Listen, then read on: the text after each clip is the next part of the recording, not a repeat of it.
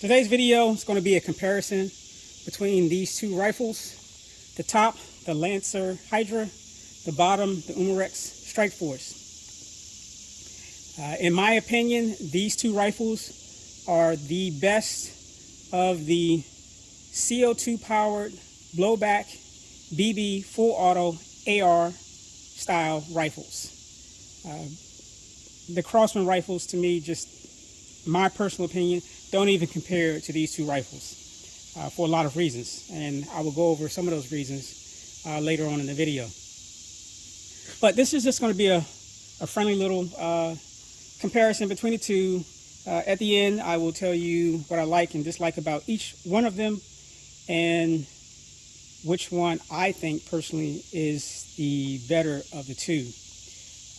Both of these rifles have just been re-zeroed at 10 yards, but I'm going to do a 20-yard accuracy test with both of these rifles to see which one is, of course, better at distance. And then I will do some shooting with these rifles. And then at the end, we'll talk about likes, dislikes, and everything else. So let's get to that 20-yard accuracy test. Distance is 20 yards.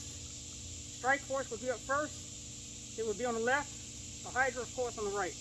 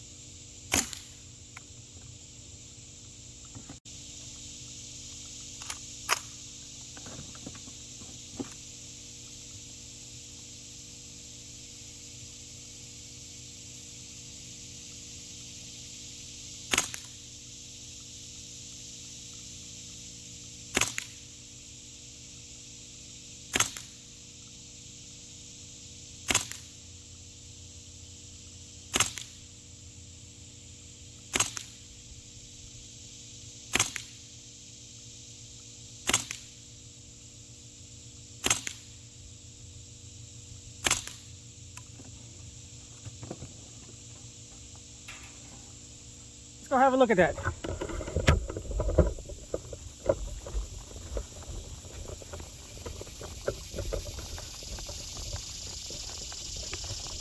StrikeForce is on the left.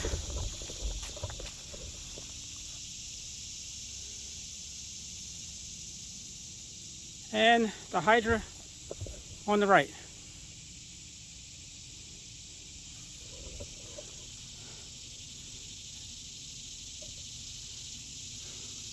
At 20 yards, the Hydra has a tighter group, but you also have to take into account that the Hydra has the longer barrel with the extension attached. Still, 20-yard groups from both of these rifles, of these type of action rifles, I would say absolutely excellent. Here's my shooting test for these two rifles. StrikeForce is up first. From the cone to the cans, or silver cans, is 15 yards. To the orange cans is 18 yards. I've got 11 BBs in 2 of my magazines. Only 1 of them is full. And I'm going to try and take out all the cans. And the orange cans down there, take those out in full auto burst. And let's see how this goes.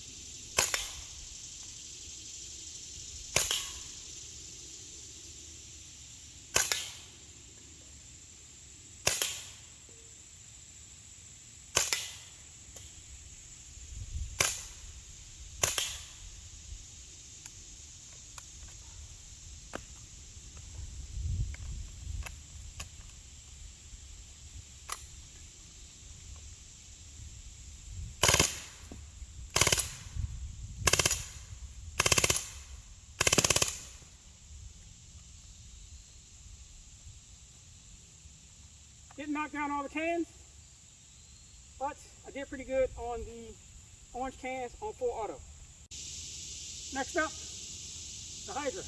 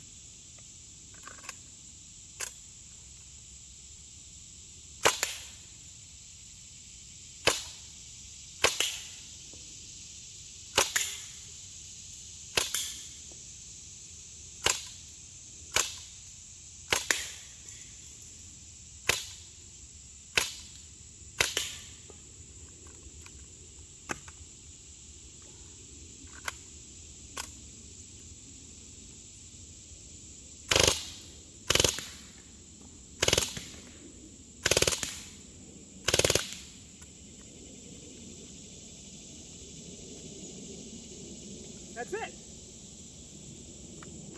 All right, let's talk about these rifles in this video. First, I'll go over my likes and dislikes on each one, starting with the StrikeForce. Of course, you know the StrikeForce has a high velocity. If you want to see that, I do have a video where I did a velocity test when I initially purchased this rifle. But again, I like its velocity, I like its accuracy, I like that it has a longer handguard. It has QD points, front and rear, which are absolutely awesome. M-lock slots on the rails. On the rail is awesome. A full-length Picatinny rail on the top. It does have an extended mag release. It does have an ambi safety, which I am a fan of ambi safeties. On the other hand, I was not initially a fan of this ambi safety because it was too long and hitting my index or trigger finger. So as you can see, I had to cut that down. I thought about just removing it, but I said, you know what? I cut it down, then I actually like it and I'll still use it. So basically what I do is, of course, I have my thumb resting on the safety here. I go to fire, sweep it down. When I go to put it on safe, I take my trigger finger off the trigger, of course, and then I use that to flip it back. So it's just quicker for me to do it this way. Yeah, I can do it this way, but I like doing it like this. It's just how I like doing things. This rifle, like all of them, are mostly plastic, but I will say the more I have shot this rifle, I realize that this rifle feels really plasticky, if that's a word. And you'll notice that when you start shooting it. As a matter of fact, the Craftsman rifles don't feel as plastic as this does. I mean, this rifle feels really, really, I have to say, it has a good feeling to it. On the other hand, the build material feels cheap. That's one of my dislikes about it. Another dislike I cannot stand it. Another dislike, it just has a standard charging handle. It works. What else? Even after machining the inside of this mag well, the magazines do not drop free. Can't stand that. I hate it. I think other than that, that's pretty much about it as far as the StrikeForce. I mean, it has that high velocity. As you can see, it still has accuracy even at 20 yards. But it's a nice feeling rifle the way it's designed, but again, you start to feel a lot of the plastic come into play. Also, the magazines, what I dislike about them is they're heavy as hell. I mean, fully loaded, this magazine weighs more than a 30-round M4 magazine, AR-15 magazine. So that's a dislike, but it does hold 30 BBs, so it has that going for it. On to the Hydra. My likes about it. Initially, I didn't really care for the looks, but now they've grown on me and I like them. I should say I love the looks of the Hydra. Still a little iffy about this, I don't know, lion or cat or whatever you want to call it, tiger shape right here, but it has really grown on me. I like the fact that the magazines will, I do think, let me check that. Yeah, they'll drop free. That's a plus. It has an anti-safety. I like that. That's a plus. I like the knurling on the charging handle. That's absolutely awesome. An upgrade from all the other rifles. It does have a full-length Picatinny rail at the top. This is a, cheese grater hand guard. I was going to do some modifications to the stock, but I actually kind of like this stock. And I like the way this little, this contraption is right here, the buffer tube and everything. It gives this rifle heft, where this one really has none.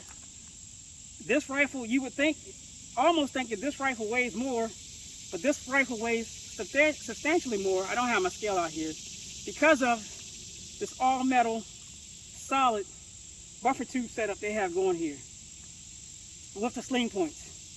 I don't really care for this type of sling point it has here. I'd much rather if it had a QD point right there, but it is what it is.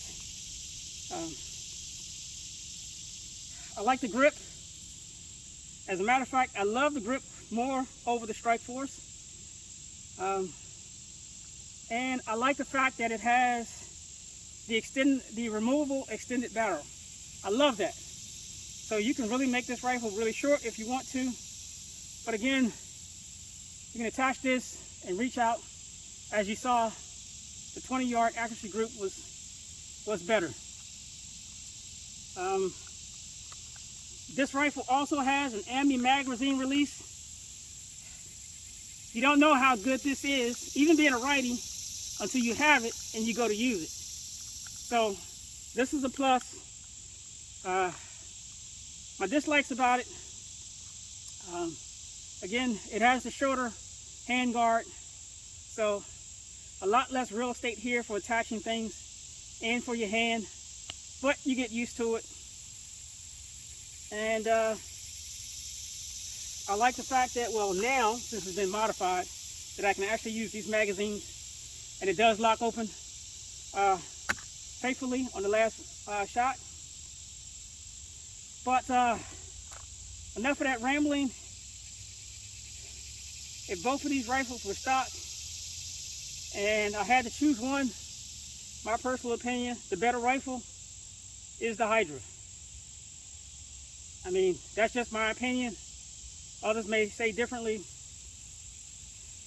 But if I had to have just one of these rifles, it would definitely be the Hydra. The only difference is, personally, I would swap the optics. I'd put this one on this one and this one on that one. But because I do like this optic, this vertical, better than this one. I mean, yes, this is a dot. This is more similar to an EOTech, but I like this optic better. I mean, it costs a lot more too, so I mean, it is what it is. But that's fine. But yeah, that's it. To me, the winner is the Hydra. Me personally, it's the better of the two rifles. And on that note, see you in the next video.